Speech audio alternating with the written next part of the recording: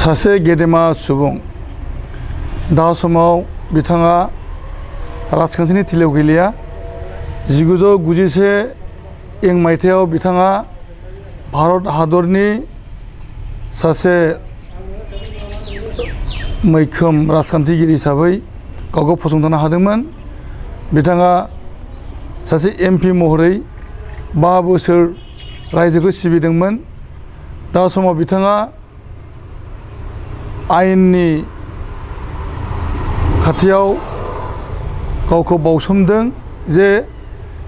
दुखु दाहा सैज्य खालामनांनाय एबा दाय गैजायैफोरानो जेल जानांनाय एबा दाय फोनांजानाय बै दुखुथिया सुबुंफोरखौ रैखा मोनहोनायनि थाखाय हाबा मावसोमगासिनो दङ। बेराफारसे आयेनखौ बिथा लानानै आयेननि नोजोरजों मोननांगौ साजाफोरखौ दायनिगिरिखौ साजा मोनहोनायनि थाखाय बिथाङा कर्टआव सासे आखा फाखा उकिल हिसाबै गावखौ फसंथानो हाबाय थादों। बिथाङानो जाहैबाय सत्येन्द्र नाथ ब्रह्म चौधुरी। 1991 मायथाइयाव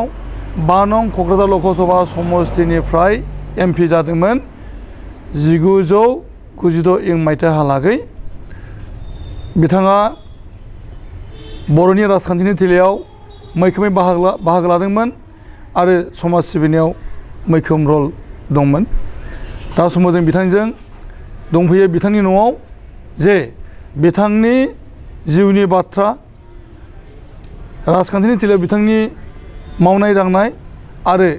दा समाव बिथांनि हाबा हुखा लोगोसेनो बर' हारि थामोन्थानि बेलायाव बिथांनि साननाय हनाय बेखायनो बुंथिनो गोनांदि बिथाङा एम.प महरै बिसायख'जानायनि उनाव जिनेखि समाजनि खामानि मावबाय थादोंमोन 1996 मायथाइयाव बिथांनि एम.प बिबाना जोबो। बेनि उननिफ्राय बिथाङा राजखान्थिनि थिलियाव आगान होआखिसै। बिथाङा सासे सिरि मावसोमग्रा हिसाबै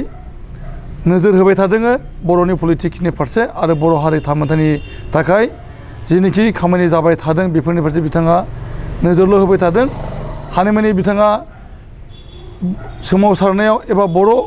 सुबुंफोरा दुखु सैज्य खालामनांनायफोरा जेब्लानाखि आदालताव फैनांगौ जायो बिथांमोनखौ सहाय खालामनो थाखाय सिगांबाय थादों, बेखिनि खालामबाय थादों। आरो बिथाङा सासे बर'नि मुंदांखा फोलेरनि जोलैयारि। मानो होननानै बुङोब्ला बयबो मिथिगौ जे सीतानाथ ब्रह्म चौधुरी सासे गेदेमा बिथाङा भारत हादरा उदांस्रि जानायनि उनाव गिबि खेब जेनाखि बिसायख'थि जादोंमोन पार्लियामेन्टारि इलेक्सन 1952आव 1952 मायथाइयाव बै समाव बिसायख'थियाव देरहाजेननानै बर' हारिखौ रिप्रेजेन्ट खालामदोंमोन दिल्ली दरबाराव। आरो बिथाङा 1952 मायथाइनिफ्राय 1953 मायथाइसिम पार्लियामेन्टनि एम.प जानानै बर' हारि थामोन्थानि थाखाय गोबांथार खामानि मावदोंमोन सीतानाथ ब्रह्म चौधुरी। सीतानाथ ब्रह्म चौधुरीया सासे गेदेर थुनलाइगिरिमोन। असमिया साहित्यआव बिथांनि गोबां दखल दं। बर' हारियारि थामोन्थाखौ बिथाङा असमिया थुनलाइनि फुलेस्वरि दैमारि खन्थाइ बिजाबजों गाव जे बर' हारिनि थाखाय बेसेबां गोसो गुदुं बेखौ फोरमायनो नाजादोंमोन। बिथाङा असम साहित्य सभानि आफादगिरिबो जादोंमोन 2 टाइम्स। खेबनै गाहाम बिथाङा असम साहित्य सभानि आफादगिरि बिबानाव थानानै बर' आरो असमियानि गेजेराव मोनसे जथायारि हाबाखौ मावदोंमोन, जों बेखौ बुंनांगोन। दा जोङो सावरायनि जे सत्येन्द्रनाथ ब्रह्म चौधुरी बिथाङा गावनि जिउआव मोनबोनाय रोंगौथि, राजखान्थिनि थिलियाव बिथांनि आगान आरो दा समाव बिथांनि हाबा हुखा, उन समाव बर' हारि थामोन्थानि बागै बिथांनि मोन्दांथि,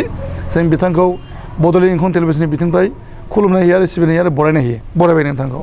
बरायबाय। नोंथाङा सासे आयेनजिबि जानानै दङ दासान्दि।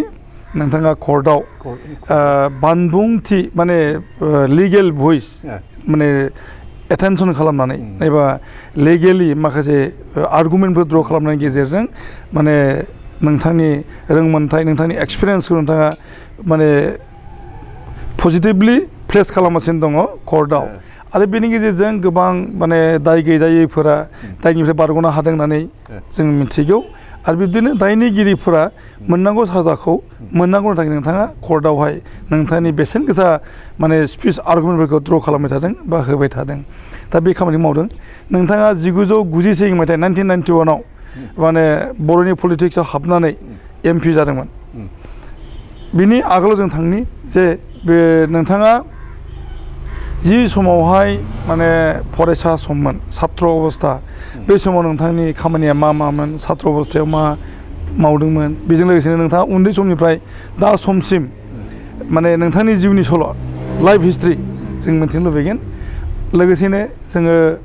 सावरायगोन जे नोंथांनि आगु समनि माने फेमिलिनि बाथ्रा मानोना नोंथांनि आगु समनि आगु आथाल आगु जेनेरेसना माने सासे माने मोनसे माने राज परियाल होननानै बुंनो हायो जेरावनाखि जमिदार बुंनाय जादों रिफु ओनसोलखौ सामलायबाय थादोंमोन दा बेफोरो जाहैबाय नों माने जोंनि बर' हारियाव मोननांगौ मोनथिनांगौनि बाथ्रा इनफरमेटिभ माने बाथ्राखौ जोङो आन्दोआव लाबाय थानो गोनां जादों जे जोंनि बर' हारिनि मानसिफ्रा मावनो लागै हमबाय जे सत्येन्द्रनाथ ब्रह्म चौधुरिया सोरमोन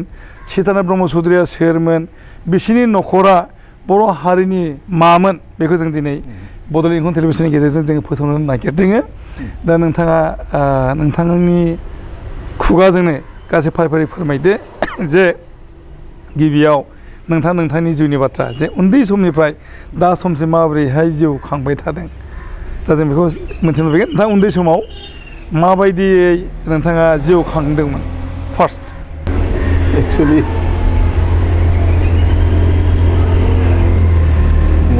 गुदिनिफ्राय माबाब्लानो नायोब्लानो बा सिन्था खालामबानो आरो बेफोर खोथाखौ आं माने सावरायबाय थायो बेवहाय आङो माबायाव कर्टआवबो थांदों बेवहाय बङाइगाव फैनानै कर्टआवबो थांदोंमोन माबायाव थांदोंमोन दा खिन्थु अनेक परिबर्तन बङाइगावआवबो अनेक परिबर्तन जादों जाय हक 8-10 बोसोर माने माबा खालामदोंमोन आरोखि माने प्रेक्टिस खालामदोंमोन प्रेक्टिस खालामबाबो बिनि उनावहाय दा बर्थमान सिटुवेसना ओरैबायदि जों थांबाबो खामानि गैया आच्छा नोंथांनि गामिया बहामोन अरिजिनेल गामिया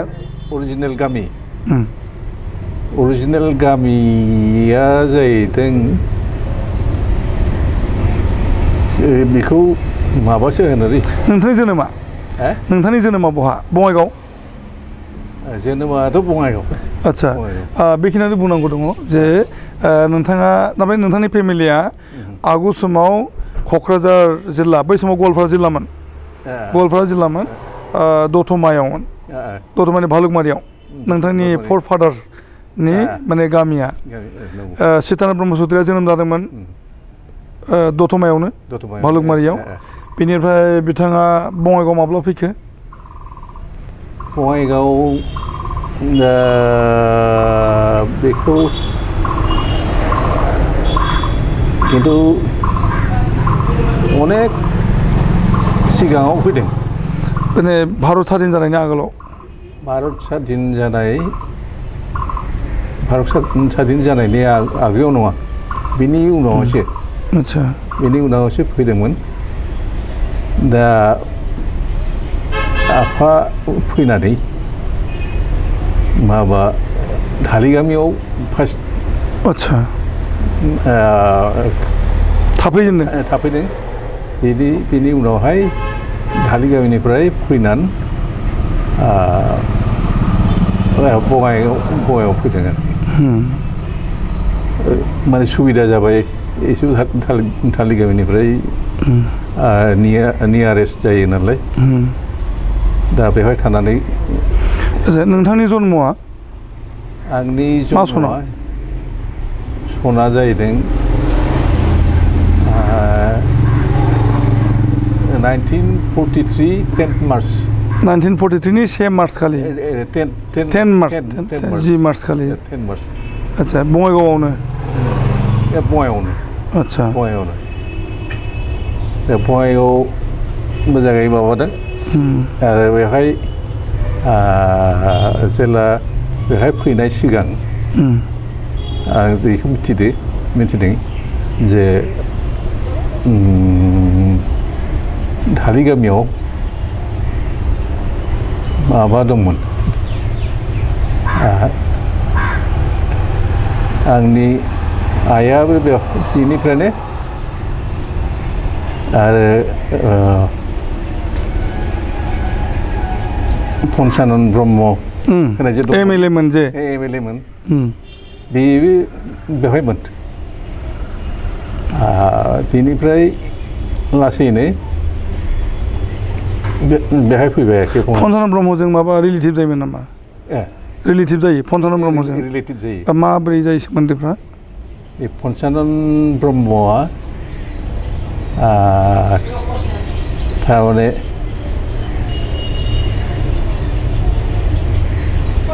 आइनि आलासि जायोमोन आदसा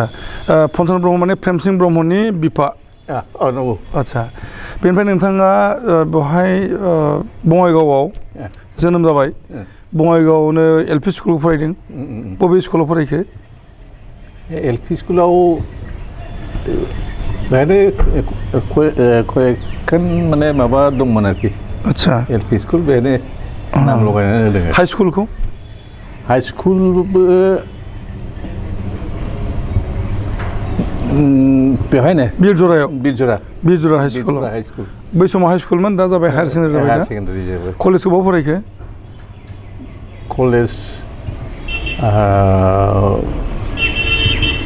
कलेज फरायनाया जाहैदों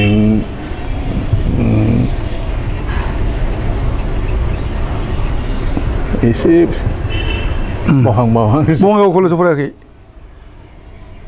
नोंथाङा आर्ट्स फरायदोंमोन नोंथाङा कटनाव फरायदोंमोन गुवाहाटि कटन कलेजाव फरायदों नोंथाङा कलेजखौ आदसा साइन्स ना आर्ट्समोन बेयो कटन कलेजाव फार्स्ट आङो माबा फरायदोंमोन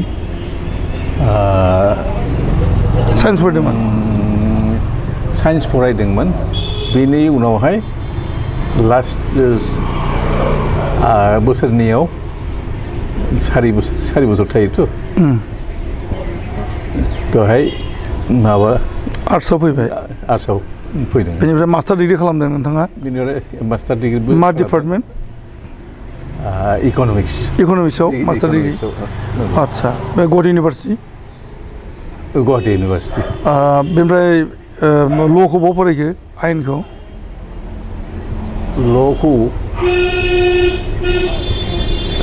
ल'खौ फरायनाया माने मास्टार डिग्रि खालामनाया बिनि उनावहाय ल'आ एक्सट्रायै बेहायबो इभिनिं सिटिंआव ल' खालायोमोन गुवाहाटियाव बेवहाय टाइम टु टाइम माने थांदोंमोन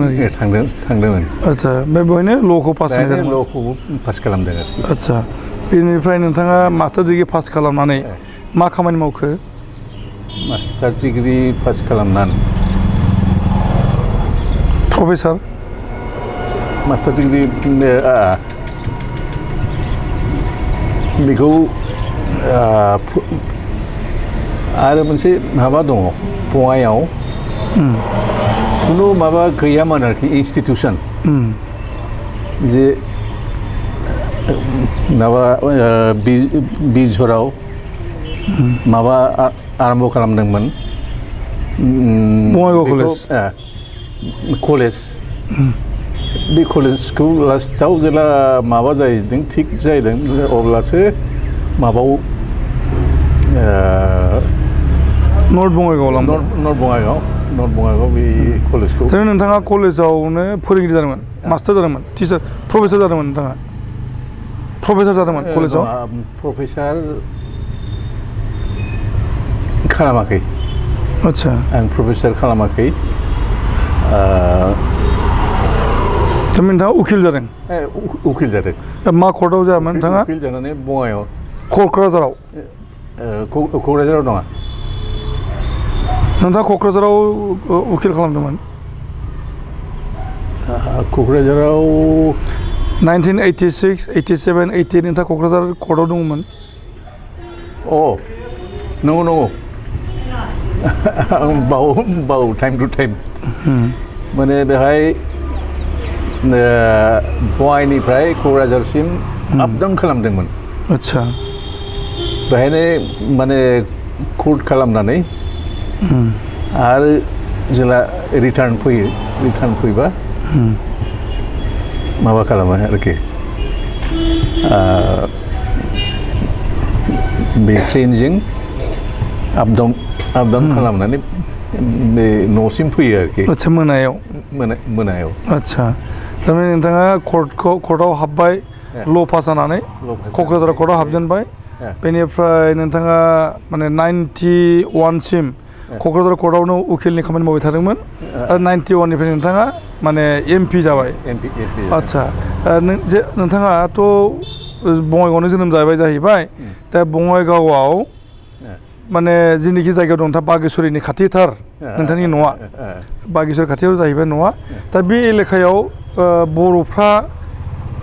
माने बबे समनिफ्राय दङ बे जायगायाव बर'फ्रा बर'फ्रा दङ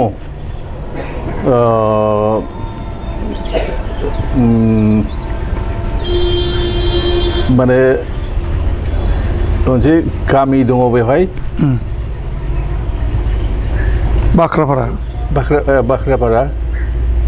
बाख्रापारायाव जा दंमोन बेखौनो जोङो बयबो माबा खालामो आरोखि बेनिफ्राय थांनानै गामियानो बर' गामि आदसा बेनिफ्राय फैनानै आरो माबा खालामो आरोखि फुजाफोर होयो बे हिसाबै बे जुदिअ'बा माबा खालामदोंमोन आङो माबायाव दंमोन धालिगामियाव दंमोन धालिगामिनिफ्राय फैनानै माजों आफाजों बेहाय फैनानै बेहाय सेटेल खालामबाय खालामनानै बे लामाजोंनो आं थांगासिनो दङ आरोखि आदसा बेबायदि जरने आदसा बेहाय जा नोंथांनि गामियाव बे बङाइगाव बागेश्वरी बेयावथ' माने बर'फोरा दा गोबां गैला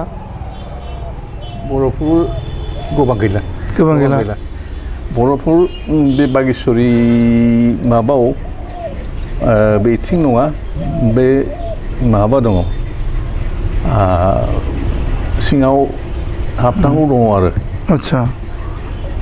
बिसोरो दाबो बाथौ फुजियो दङ आदसा दङ माखासे दा बहाबा मिक्स थायो आरो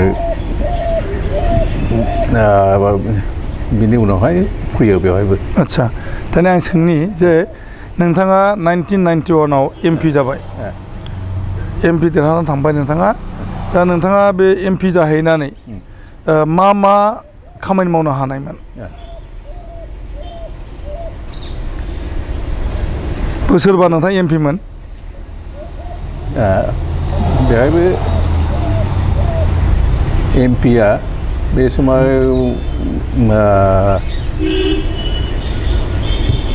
मोनसे प्रब्लेम दंमोन आरोखि जे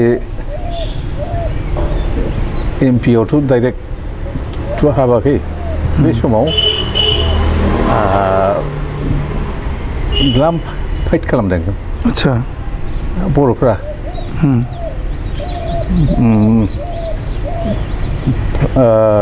फाइट खालामनाया माने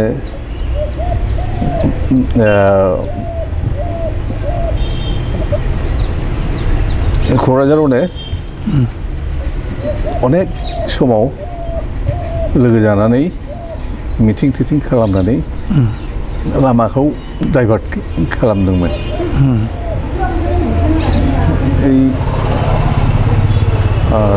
डाइभार्ट खालामनानै बेवहाय बेनिफ्राय फैदों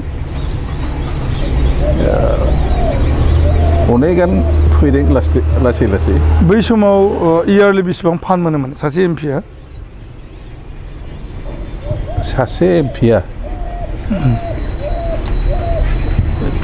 लकेल एरिया डेभेलपमेन्टनि थाखाय लकेल एरिया बिदि गैयामोन आच्छा फान्ड होआमोन फान्ड एक्सट्रा माने माबा होआमोन माने बे फान्डखौ लानानै माबाव डिसि बेहाय इउज खालामनाय माबाया दंमोन थारमाने सेन्ट्रेल गभर्नमेन्टआ बै समावहाय डिसिफोरनोसो फान्ड हरोमोन आनटाइड फान्ड होनना बुङो आरो बे आनटाइड फान्डखौ इउटिलाइज खालामनायनि थाखाय माने एमपिफोरनिफ्राय एसे साजेसन लायोमोन बेखिनि दानि बायदि सासे एमपिआ 5 कौटि रां माने स्किम मोननाय बिदि गैयामोन बे समाव बिदि गैयामोन आच्छा बिदि गैयामोन बे समाव बिदि गैयामोन आच्छा थारमाने पार्लियामेन्टआव होमब्ला मा मावखो नोंथाङा पार्लियामेन्टआव to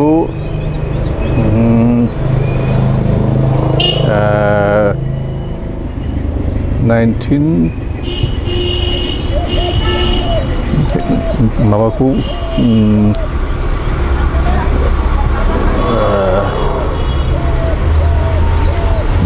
बे समाव बिएससि एकर्ड जाबाय नोंथाङा 1991 आव एमपि जालांबाय बेनिफ्राय पिस एकर्ड नि थाखाय प्रसेस खालामबाय एबसुआ बेनिफ्राय 1993 आव एकर्डबो जाबाय 20 फेब्रुवारियाव एकर्डबो जाबाय सानसुमा खुंग्रि बसुमतारिनि दैदेननायाव एकर्ड खालामनाय जाहैबाय बेनिफ्राय नोंथाङा बै समाव दंबाय थायो दा बेयाव बियो मानि थाखाय माने सुक्ति जादोंमोन जेने गुबैयै खारन बेवहायथ' जोङो माने नुबाय जे बे कनस्टिटिउसनेल एरेन्जमेन्टनि गेजेरजों जायाखैमोन बे स्टेट एक्टनि आन्दाराव जादोंमोन दा मा जाहोननि थाखाय बिएससि एकर्ड खालामनो गोनां जायोमोन बै समाव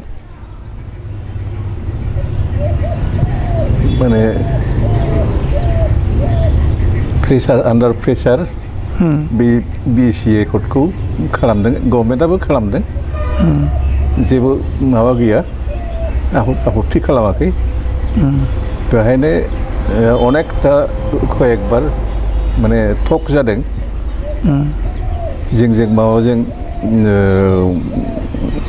आरो कयेकथा मेम्बारजों टक जादोंमोन टक जानाय उनावहाय अनेक पइन्टआव बिसोरो एग्रियाव फैबाय एग्रियाव फैनाय समाव थाबाय जोंबो आरो बेवहाय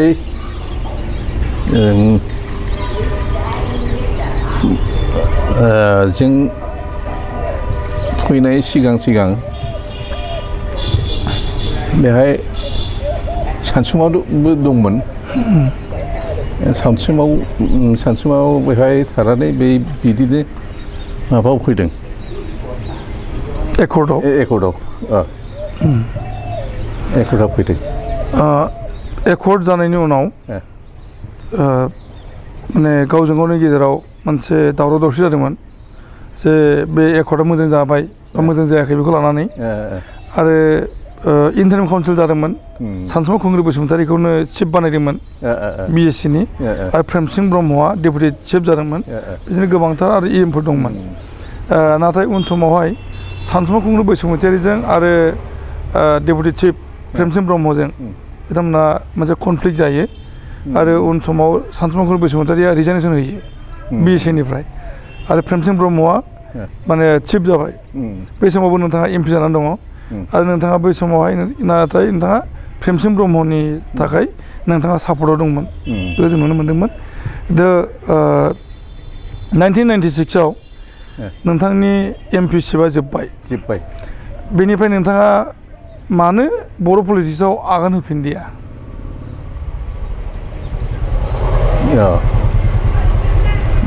बे जाहैबाय खारना जाहैबाय जे आं बङाइगाव पार्मानेन्टलि सेटेल खालामबाय आं जों बारा गोसो होनो हायाखै आरोखि बेनिखाय बङाइगाव थानानै बेवहाय कर्टनि खामानि सालायदों माबा सालायदों बिदिनो माबा खालामदों आरो दस्रा खुनु खारन गैया आरोखि आच्छा बिनि उनावहाय बेहाय कर्टआव बङाइगाव कर्टआव अनेक माबाबाय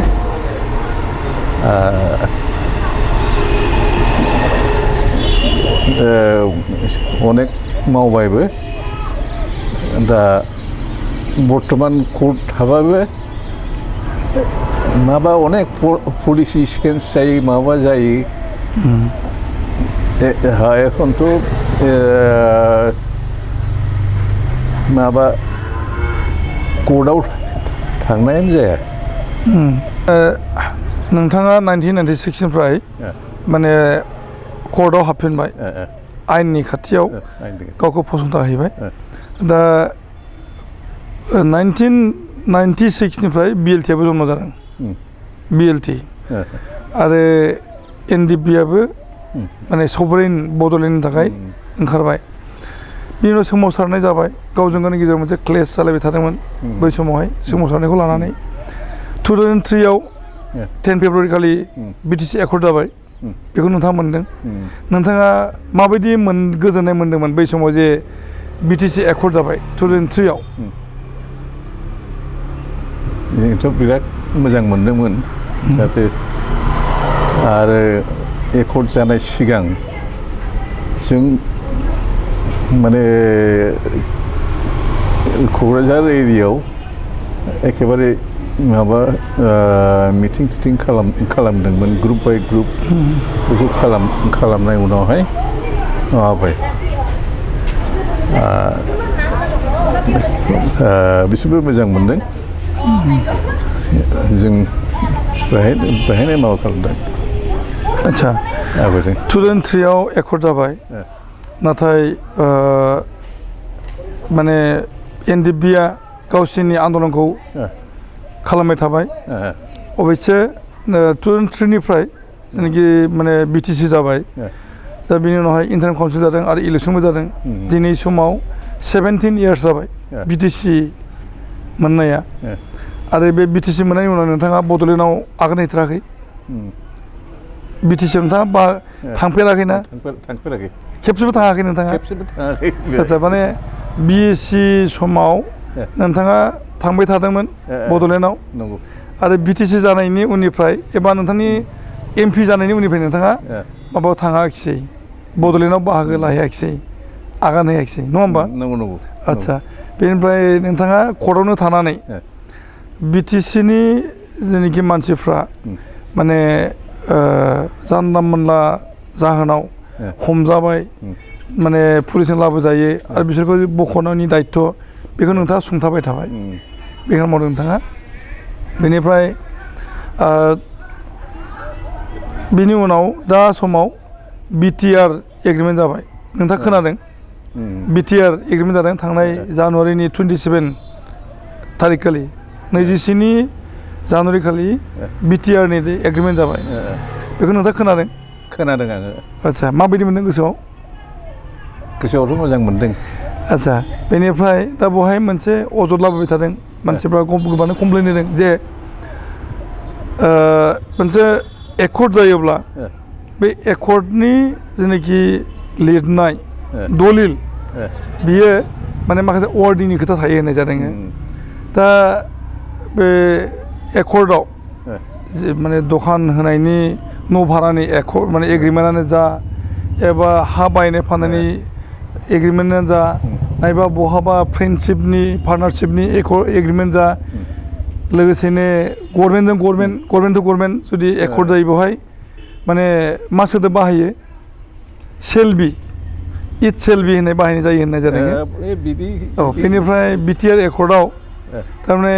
एखमबा उइल बि एखमबा मे बि बाहायनाय जादों होननानै अजद लाबोदों गोबां मानसिफ्रा दा नोंथांनिया बुंनांगौ मा बे एकर्ड होननायाव आसलथे बे मोनथाम जेनाखि वार्ड सेल उइल मे बबे प्रযোज्य जायो सेलानो प्रजुज्य जायो आदसा खिन्थु बेहाय एखनबा उइल मे बेहायनो दङ जोंनि ग्रुपआवबो बेखौनो इउज खालामो बेनिफ्राय सेल होननाया एकर्डनि थाखाय एप्लिकेबल दा बिटिआर एकर्डआव मे आरो उइल बाहायनाय जादों होनना बुंनाय जादों दा बेयो माबायदि एप्लिकेबल जागोन बिनि बैधता बा बिनि माने एक्सेप्टेन्सआ माबायदि जागोन बे एकर्डनि एक्सेप्टेन्सआ एकर्डनि बारा माबा जाया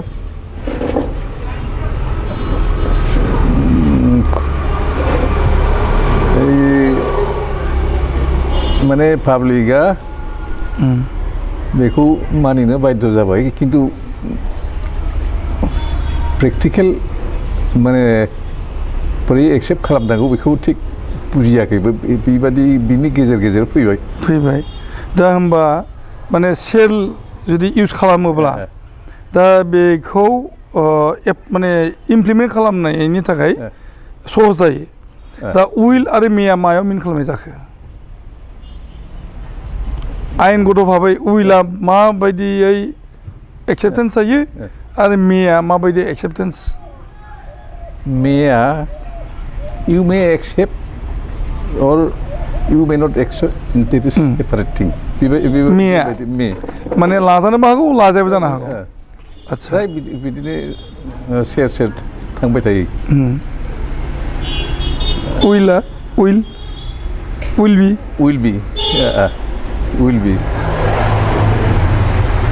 बियाथ' उइल बिनि माने प्रजुज्यआबो बेवहायनो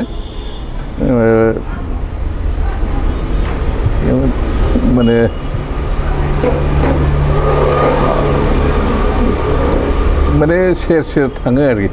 आदसा बेनिफ्राय बिटिआर जों दा मोनदों बिसिआथ' माने कनस्टिटिउसनेल नंखायामोन बे सांबिधानिक खुनु माने माबाखौ धाराखौ बेस खालामनाय जायाखैमोन बिटिसिआ 6 शिडिउलखौ एमेन्डमेन्ट खालामनायनि गेजेरजों जादोंमोन बेनिफ्राय बिटिआरआ मा होननाय जाहैदों जे बिटिएडिनि नाम बे नामखौ बिटिआर खालामनायनि गेजेरजोंनो बे सुक्ति जादों थारमाने बेवहाय गोदान माबा गैया माने सेटआप गैया आरो बेवहाय गोबांथार माने इउनिभारसिटि कलेजफोर गायसंनायनि बाथ्रा फैदों बे दा माने बिटिसिखौ 6 शिडिउलनि माने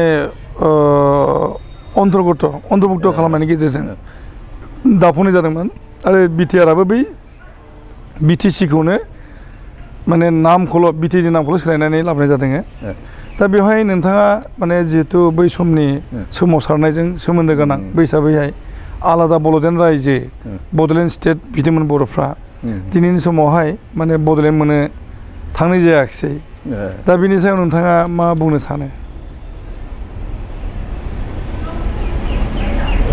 माने आंथ' गेजेर खन्द'आव बाद होनाय बादि जाबाय आंखौ एडभाइस माबानो गाबज्रियाखैबो फैदो होननानै आं थांनो होदों जाय जेरै थाङो आं आरो बारा माबानो हाया थारमाने नोंथाङा मोनसे फ्रास्ट्रेसनाव दङ बेखौ बुंनांगोन फ्रास्ट्रेसन दंमोन आरोखि आदसा थारमाने नोंथाङा सासे MP आरो बै समनि बर' सोमावसारारि आफादफोरजों सोमोन्दो गोनां नाथाय नोंथांखौ माने बिथांमोना 1996 खबरबो लायाखिसै जायनि थाखाय नोंथाङा मोनसे फ्रास्ट्रेसनाव दङ आरो नोंथांजों सासे उकिल एडभकेट आरो नोंथाङा गोबांथार सोमावसारारिफोरखौ आन्दलनकारिफोरखौ माने जेल जानायनिफ्राय रैखाबो मोनहोदों दा बैफोरखौबो नोंथांखौ माने बिथांमोना गोसोखांनो हायाखिसै बर'फ्रा बेनि थाखाय नोंथाङा दुखु दं जाहैबाय नंगौ आदसा दा बिनि उनावहाय दा समाव बर' रायजो मोनोब्ला बड'लेण्ड सेपारेट स्टेट जायोब्ला नोंथांनि गोसोआ माबायदि मोनगोन बेथ' बिराद मोजां खामानि बड'लेण्ड सेपारेट स्टेट जायोबा प्रत्येक बड'आनो बेखौ सापर्ट खालामगोन आरोखि बे टेन्डेन्सिया दं खिन्थुथ' बेथ' जायाखै खुनु दिन बेनिफ्राय मोनसे खोथा आं लास्टआव कुइसन खालामसै नोंथांनाव बे जाहैबाय जे दा बिटिआरनि जिनि एकर्ड बेवहाय बुंनाय जादों जे माने गोबाव समनिफ्राय बर'फोरा कमप्रिहेन्सिभ एन्ड फाइनाल सलुसननि थाखाय सावरायबाय थानाय जादोंमोन सरकारजों होनदों आरो बेखौनो खालामनो थांगासिनो दं थारमाने बर'फोरनि आरोबाव सोमावसारनाय जानाय नंलिया बेखौ मिन खालामनाय जादों बे एकर्डआव दा बैदि हिसाबै दा गोबांसाया दुखु मोनदों बै समनि एम.प सानसुम खुंगुर बैसुमतारिखौ लाजेननानै नोंथांमोननि समनि एबसुनि बै समनि आन्दलननि मानसिफ्रा ज' जानानै सावरायदों जे बे बिटिआर सुक्तिखौ जोङो नाखस खालामनानै सेपारेट स्टेट बड'लेण्डनि थाखाय सोमावसारफिननोसै दा बे बेलायाव नोंथांनि बुंनांगौआ मा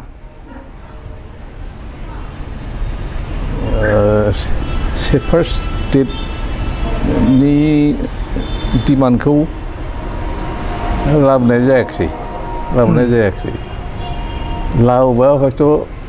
आरो किसु माने डाइरेक्ट अर इनडाइरेक्ट माबा लामाजों माने फैगौमोन आरोखि दा बड'लेण्डनि थाखाय दा आन्दलन खालामफिननो नागिरदों नोंथाङा सापर्ट दं डेफिनेटलि दङ आदसा दिनै ओरै बर'फ्रा बड'लेण्डखौ मोनथारनांगोन आदसा नोंथाङाथ' दा गोबां माने बोसोर बैसोनि मानसियाबो एजेड जाहैबाय नोंथांनि बैसोआ दहाय नोंथाङा बुंदों जों सावरायनायाव मोगा मोगियाव नङा नाथाय 88 इयार्स जाबाय होनना बुंदों नोंथाङा 88 इयार्सआव आगान होबाय प्राय बिदि नङा 78 ना बेसेबां 78आव आगान होदों 78आव आगान होदों नोंथाङा थारमाने नोंथाङा माने शारिरिक भाबै माने एसेबां माने मा बुंला फिजिकेलि स्ट्रंआ गैला आरोखि औ बे बेलायाव माने नोंथांखौहाय माने बे सोमावसारनो थाखाय हांख्रायोब्ला नोंथाङा बाहागो लानो हागोन ना बाहागो लानाया हेल्थ मोजां थाब्ला बे बेलेग आदसा नोंथाङा जेनेबा मा रोखोमै सापर्ट खालामगोन जेनेबा नोंथाङा फिजिकेलि मुभ खालामनायनि गेजेरजों बड'लेण्ड बे सोमावसारनायाव बाहागो लागोन ना माबा बोसोनफोर होनायनि गेजेरजों एडभाइस होनायनि गेजेरजों बे गोदान बड'लेण्डनि मुभमेन्टआव बाहागो लानो सानो